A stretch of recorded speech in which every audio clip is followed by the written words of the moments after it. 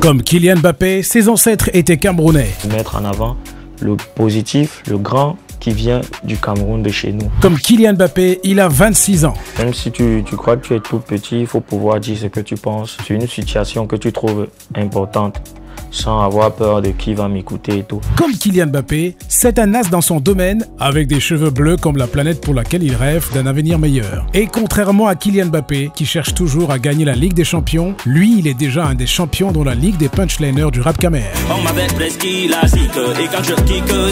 Pour amener ce registre musical vers de grands sommets, il a concocté une potion à base de rap, de trap et de musique du Mboa, de musique du Cameroun donc, ce qui donne la trap Boa. Faut garder la prudence pendant que t'avances. Comme mon premier titre, c'est de la trappe mélangée au Makounet et Ben Sikin. Il y a la chanson, la reprise CC, c'est de la drill et du Makossa. C'est un mix qui peut parfois faire danser, mais qui surtout interroge l'artiste et la société sur ses problèmes, qui interpelle les jeunes sur leurs responsabilités dans le processus de changement du pays et qui traîne les dirigeants à la barre de la rime pour leur demander des comptes. Et moi, je n'ai pas de problème à subir les conséquences du bien. Lumière blanche, ma photo fait quoi sur ton profil?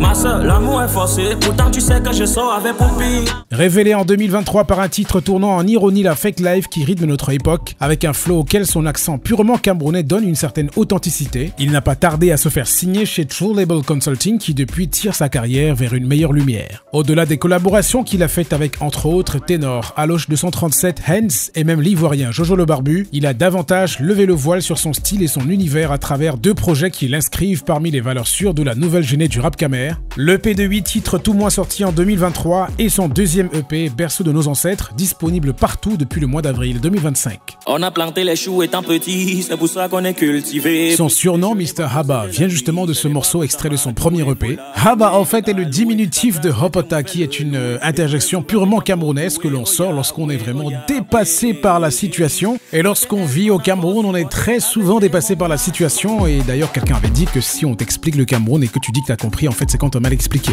Lui, c'est King Arthur, et sans avoir besoin de l'épée d'Excalibur, il est prêt à vaincre tous les enfers pour se retrouver au sommet de la musique. Salut à tous, ici King Arthur, FB, aka Fristy Boy, aka Trap God, Mr. Abba, jeune artiste, chanteur, rappeur, camerounais et créateur de la Trap Boa. Vous regardez le Bonas, ça freestise.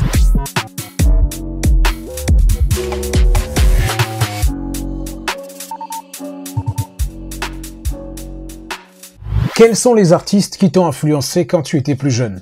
Youssoupha, Kerry James, La Fouine, Valsero, Boudor, Crotal. J'écoutais un peu de tout ça en fait, je faisais le mélange. Mais je n'ai pas trop écouté, j'ai même pas, pour être franc, j'ai pas écouté la musique américaine. J'écoutais juste parce que ça jouait partout. Mais dans mes appareils à moi, c'était Youssoupha, Kerry James. J'écoutais ce que je pouvais comprendre. Alors, il s'agit majoritairement des artistes rappeurs connus pour la qualité de leurs textes. Quand tu les écoutais, qu'est-ce qui t'intéressait en premier? C'était quoi, leur vibe ou plutôt leur texte? Ces artistes-là, quand je les écoutais, il y avait le texte en premier. Mais il y avait aussi la sincérité dans la manière de passer le message. Il y avait ce côté-là de toujours penser à apporter du positif dans chaque chanson, comme Youssoupha. Même quand il va faire un rap, comme on dit souvent, le rap game, un freestyle simple, tu vas voir sur certaines parties, il y aura des phrases qui peuvent t'aider positivement, qui peuvent être une sorte de leçon pour toi. Est-ce que ces artistes ont influencé l'artiste que toi tu es devenu? D'où vient ton intérêt pour une écriture qui questionne les problèmes de la société? Je veux pas me retrouver en train de rapper des trucs du genre week-end à Paris, Lamborghini, non. Je veux rapper ce que je vis et aussi parce que intérieurement, même avec moi-même, je suis vrai. Et je fais toujours l'effort de me dire en quoi est-ce que je participe positivement dans la vie des autres. Chaque fois que je me retrouve quelque part, même si je viens chez toi, je vais toujours me demander, bon, comme je suis ici là, chez le Bonas, qu'est-ce que je fais qui lui apporte un plus? Qu'est-ce que moi je peux faire comme contribution? Que je veux pas être l'artiste qui va toujours vouloir faire danser les gens, vouloir faire rire. ne pas me faire réfléchir en fait. Dans ton premier EP Tout Moi, où tu parlais beaucoup de toi, on ressentait déjà une volonté prononcée de mettre le doigt sur les choses qui ne vont pas bien autour de toi. Dans ton nouvel EP Berceau de nos ancêtres, sorti en avril 2025, cette volonté de parler des autres à travers toi est davantage affirmée. Est-ce qu'on peut dire qu'il y a une suite logique, une évolution dans ton discours d'un EP à un autre? Je dirais que le seul lien qu'il y a vraiment entre Tout Moi et Berceau de nos ancêtres, c'est le vécu. Parce que dans Tout Moi, je parle beaucoup plus de moi, globalement. Et dans Berceau de nos ancêtres, je parle du peuple dont j'en fais partie. Donc il s'agit toujours de moi d'une autre façon. Sauf que dans Tout Moi, c'est pas trop des problèmes de pardon, réfléchissez beaucoup, essayez de résoudre ceci. Tu vois, dans Tout Moi, c'est un peu beaucoup plus le mood. Je parle de moi, mais dans un mood plus décontracté en fait. Le Cameroun a connu une certaine génération d'artistes engagés qui aujourd'hui sont soit en exil, soit morts. Est-ce que tu as des craintes quand tu dois aborder certains sujets?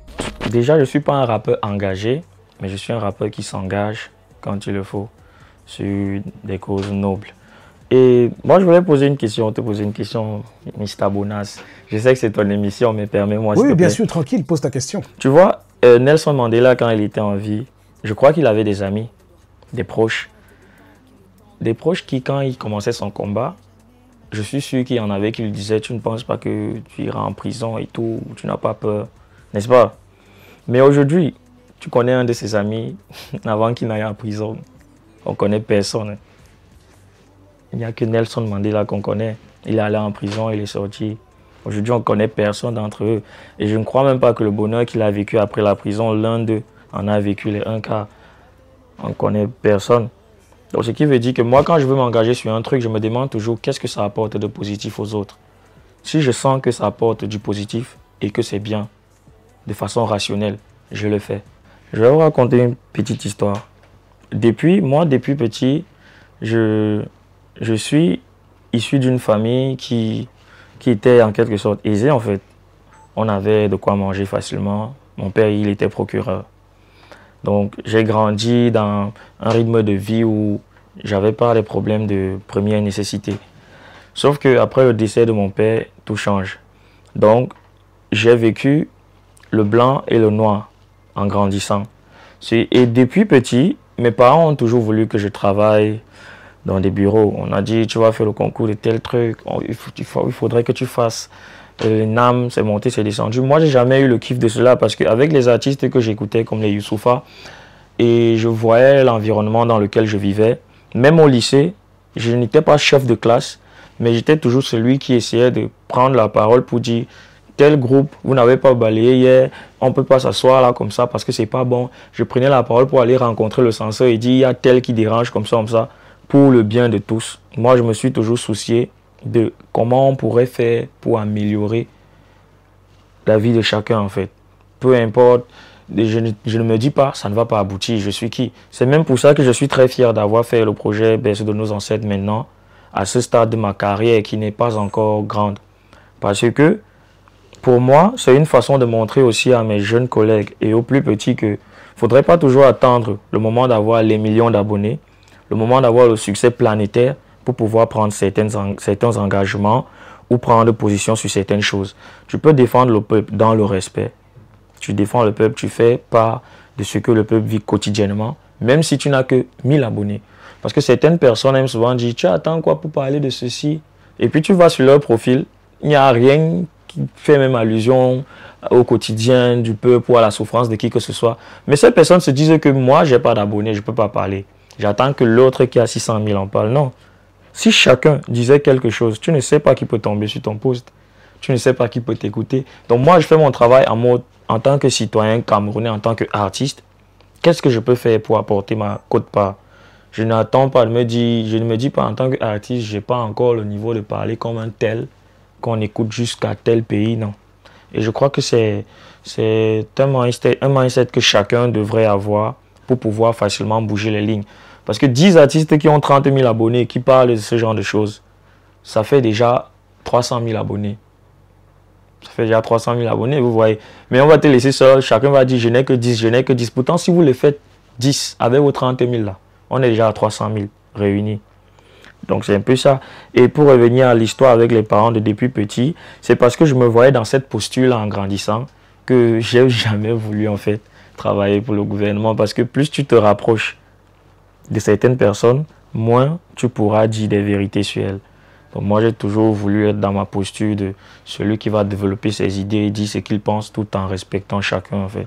Moi je me suis toujours soucié de comment on pourrait faire pour améliorer la vie de chacun en fait. Même si tu crois que tu es tout petit, il faut pouvoir dire ce que tu penses. Il faut pouvoir apporter ton point de vue sur une situation que tu trouves importante sans avoir peur de qui va m'écouter et tout. C'est ça, moi je trouve que c'est le plus important. Et toujours respecter les autres, je mentionne toujours ça parce qu'il y a certaines personnes, quand on dit de dire ce qu'elles pensent, elles vont le faire de façon irrespectueuse, non. Mais si une personne t'offense, tu dis à la personne que la personne t'a offensé, tu ne vas pas dire cela en l'insultant, tu vois. Mais tu lui fais comprendre que non, j'ai pas aimé ce que tu as fait. Et c'est comme ça, moi je fais toujours savoir ce que je pense, même sur Twitter. Tu penses que parmi les artistes peut-être de ma trempe, ceux qui... Si là maintenant on dit King Arthur, peut-être il était arrêté parce qu'il a fait berceau de nos ancêtres. Je ne crois pas qu'il y a une personne qui va pouvoir s'en moquer. On va juste te dire, le gars, il a fait un bon truc, mais comme le pays est ce qu'il est, on l'a pris. Et moi, je n'ai pas de problème à subir les conséquences du bien. Le bien est bien, en fait. Et de la même manière que tu essaies de dénoncer les fléaux sociaux en interpellant à la fois les dirigeants et les populations, tu abordes le rap khmer dans ton authenticité à toi, sans essayer de sauter sur les tendances musicales de l'heure, malgré le fait que la génération à laquelle tu appartiens, la génération qui est aussi ton public, est plus attirée par ce genre de musique-là. Je ne reste pas loin de tout ça, mais je fais de la musique en fonction de ce que je ressens. C'est au feeling. Déjà, si le Mbole c'est une musique que j'écoute beaucoup. Moi, j'aime beaucoup la musique, surtout locale. Mon producteur me dit souvent que toi, j'ai connu presque tous les jeunes artistes à cause de toi. Quand j'entends dans sa voiture, je me connecte, je joue seulement les sons des jeunes artistes inconnus camerounais. Donc, j'aime beaucoup la musique locale. Mais je ne vais pas me retrouver en train de faire une chanson Mbole parce que je vois le Mbole chauffer. Je veux me retrouver en train de faire une chanson Mbole parce que je ressens que la vibe que je veux amener serait mieux dans le Mbole que dans de la trap ou la drill. C'est ça en fait. Je ne veux pas faire parce que ça chauffe, mais parce que je sens que c'est ce qu'il faudrait faire. C'est un peu pour ça. Et moi, je maintiens mon originalité parce que je me dis, si les personnes qui ont rendu le Mbole viral aujourd'hui avaient versé, par exemple, dans la trap ou la mapiano, est-ce qu'on serait en train de verser dans le Mbole aujourd'hui? Peut-être en restant où je suis, si je réussis à travailler, à rendre ça encore meilleur. Demain, derrière moi, il y a des artistes qui pourront aussi gratter des vues en venant faire ce que je faisais, qui n'était pas tendance hier. Dans ta musique, tu as l'habitude de rendre hommage à des artistes emblématiques du berceau de nos ancêtres, comme sur le titre CC où tu reprends un air de Tom Yoms et Charlotte Bango, mais aussi sur un des morceaux de ton nouvel EP où tu surfes sur le classique Attends-moi de Echo Roosevelt. J'aime beaucoup la musique camerounaise, ce qui fait que j'ai des chansons où j'associe de la trappe, par exemple, au Makouné, comme mon premier titre, c'est de la trappe mélangée au Makouné et Ben Sikin. Il y a la chanson, la reprise CC, c'est de la drill et du Makossa. Et il y a un titre que je compte clipper très bientôt, qui est aussi de la drill mélangée avec du Makossa, mais qui débute en Ben Sikin. C'est pour ça que moi, personnellement, je suis un grand fan du grand frère Jovi, parce qu'il a une vision à laquelle j'adhère. Quand tu écoutes Jovi, il fait toujours l'effort de ressortir le grand du Cameroun. Dans ses chansons, il va lancer des big up aux grands artistes. Il va faire des chansons, il va donner des titres au nom des grands artistes camerounais. Il va faire c'est lui qui m'a fait découvrir je sais pas si c'est le boxeur ou il fait du MMA, Simon Bion, parce que je ne m'y connais pas trop en art. C'est lui qui m'a fait découvrir ce monsieur-là. Donc il fait toujours l'effort de ressortir ce qui est grand au Cameroun, avec la notoriété qu'il a et par sa meilleure arme qui est la musique. Alors, et ce feat avec Jovi, il aura lieu finalement? Moi, j'ai pas fait de demande de feat avec le Big Jovi. J'étais monté dans un live juste pour vouloir entrer en contact avec lui. J'ai pas fait de demande de feat. Je travaille pour avoir la capacité de pouvoir lui dire un jour en face, grand frère, j'aimerais ta participation dans cette chanson. Pour le moment, s'il sent que je peux intervenir dans un projet ou qu'il pourrait intervenir dans un projet, me concernant, ça sera un très grand plaisir pour moi. Mais personnellement, je ne peux pas encore lui demander de featuring. Sur les plateformes d'écoute de musique au Cameroun, notamment sur YouTube, qui est quand même la plus grosse plateforme utilisée au Cameroun, parce que c'est gratuit, et donc accessible au plus grand nombre sur un territoire comme le nôtre, les artistes et chansons les plus écoutés sont généralement les artistes étrangers, des chansons d'artistes étrangers. Est-ce que tu penses que le public camerounais ne fait pas sa part? Faudrait plutôt qu'on mette les choses bien en place pour que chacun se sente à l'aise et pas te streamer à chaque fois sans qu'on ne puisse mobiliser l'attention de tout le monde. Concrètement, ça passerait par la bonne gestion du gouvernement qui devrait revoir la façon de gérer ce côté-là. Et ça passerait aussi par plus de volonté du public parce que la vérité aussi c'est que certes, le gouvernement ne gère pas bien, ne facilite pas les choses au peuple, mais je pense que certaines personnes ont aussi un manque de volonté. Donc il faudrait que le public ait aussi de la volonté et un peu d'amour pour la culture et leurs artistes pour pouvoir streamer.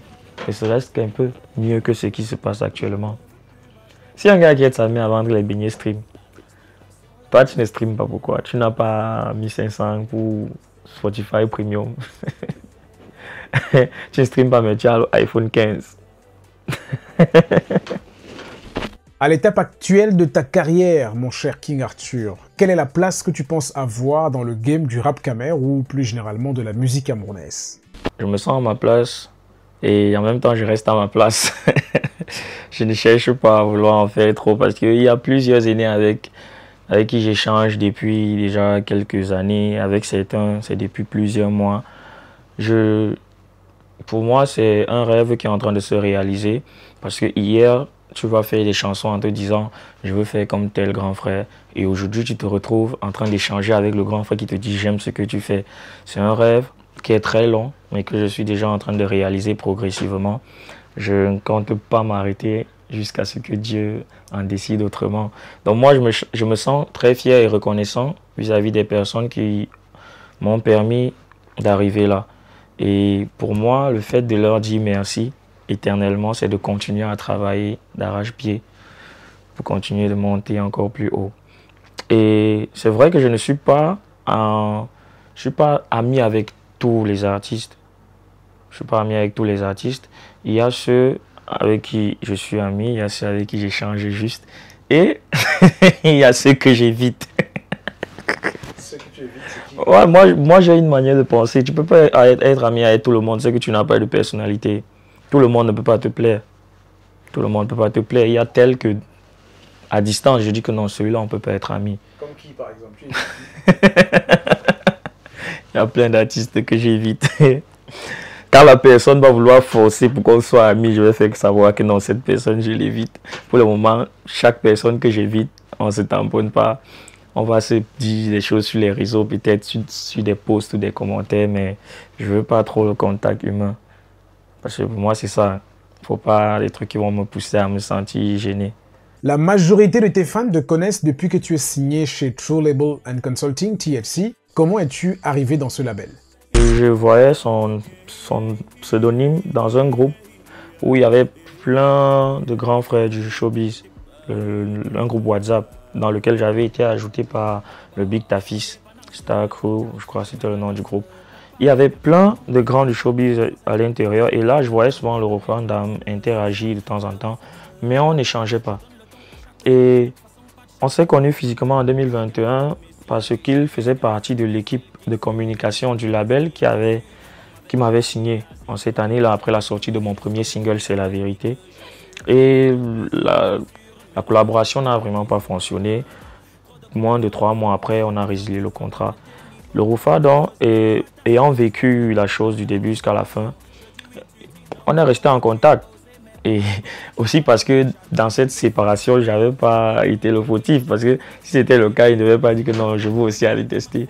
C'est comme ça qu'il me disait de temps en temps que je suis en train de préparer mon label, mais je veux officialiser tout, mettre les papiers à jour, tout, pour être dans le droit chemin. Et si, à la fin de la préparation de mon label, si tout est mis en place et tu es toujours libre comme artiste, j'aimerais bien te signer parce que moi, je ressens beaucoup ce que tu fais et j'aime.